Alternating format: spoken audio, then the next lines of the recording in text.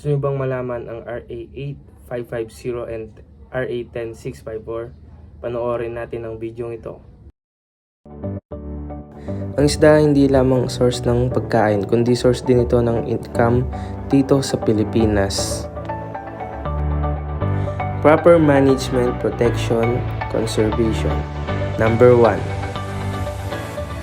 Illegal fishing comprises not only the ones violated the national laws but also the one fishing in foreign waters without permission or approval.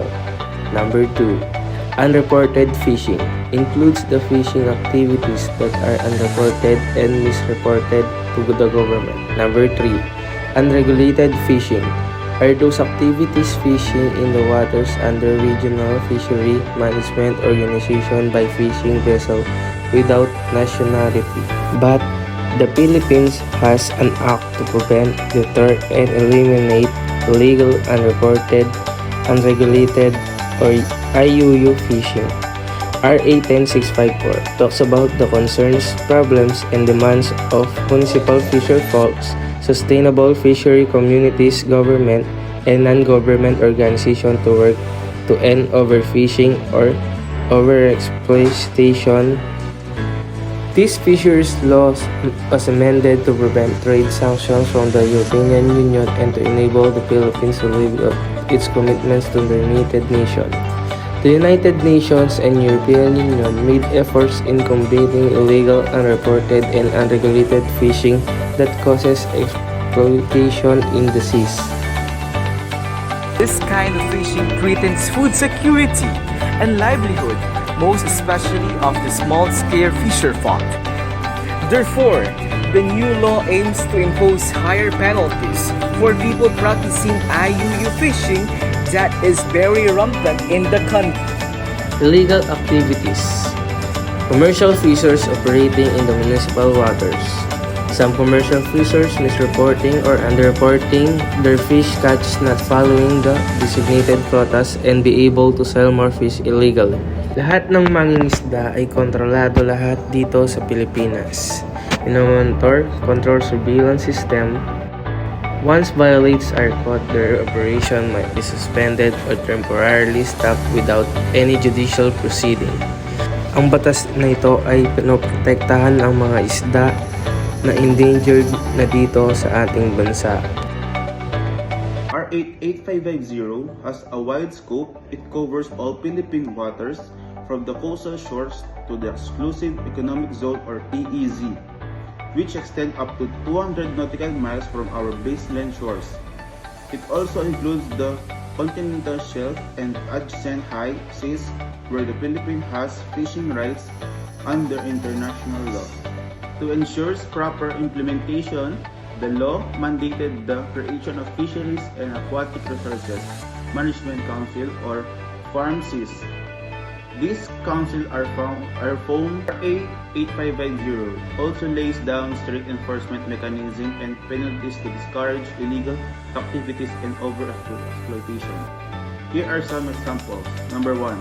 Illegal fishing, such as the use of explosive, noxious substances, or electrofishing is heavily penalized. Number 2.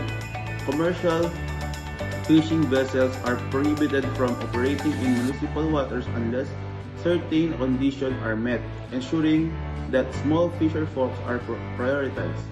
Number 3. Foreign fishing vessels operating in Philippine waters without permission are considered poachers and can face severe fines and confiscation of their vessel and catch. Number 4. Habitat destruction, like fishing in protected areas, destroying coral reefs, or conducting illegal aquaculture practices is punishable by law. Why is RA 8550 is important? Firstly, it acknowledges that delicate balance between economic development and environmental protection.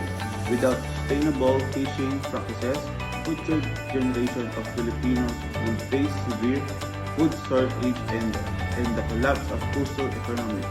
In conclusion, Republic Act No. 8550 or the Philippine Fisheries Code of 1998 is a landmark legislation that seeks to ensure the sustainability of our fisheries while protecting the rights of those who depend on it.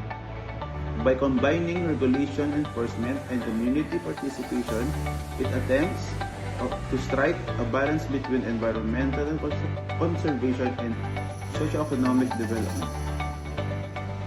RA 8550 was enacted on February 25, 1998 to address the growing concerns of overfishing, illegal fishing activities, and the degradation of our aquatic ecosystems. The Philippines, being an archipelagic country, heavily depends on fish and marine resources not just for food but also for the livelihood of millions of Filipinos.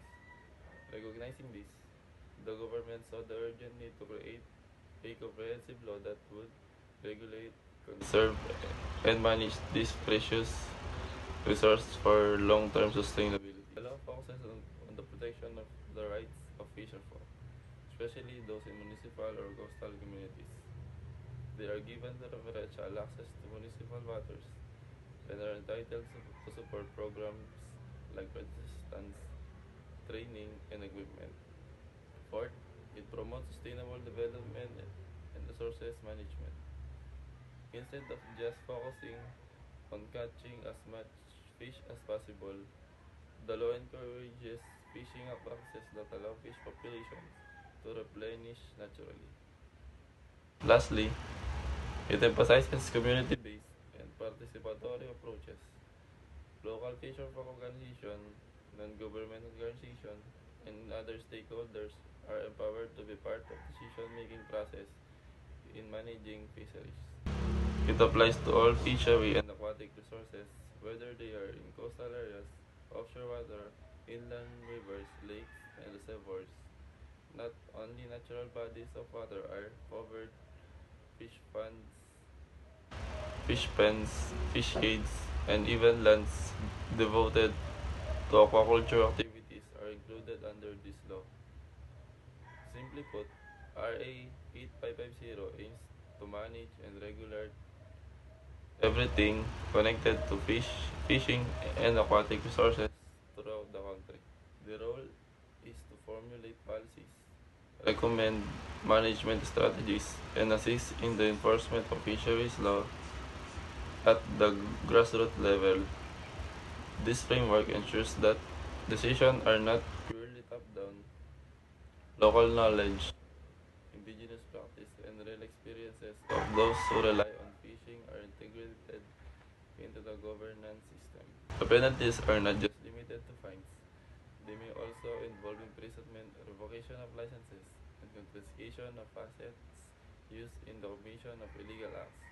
Moreover, the Bureau of Fisheries and Aquatic Resources, or BFAR, is designated as the main agency to oversee the implementation, supported by the Philippine Coast Guard and local government units. Secondly, it provides social justice by prioritizing the needs of small-scale fisherfolk through various support programs, such as access to financing, livelihood training, and fair market access. The law uplifts marginalized communities.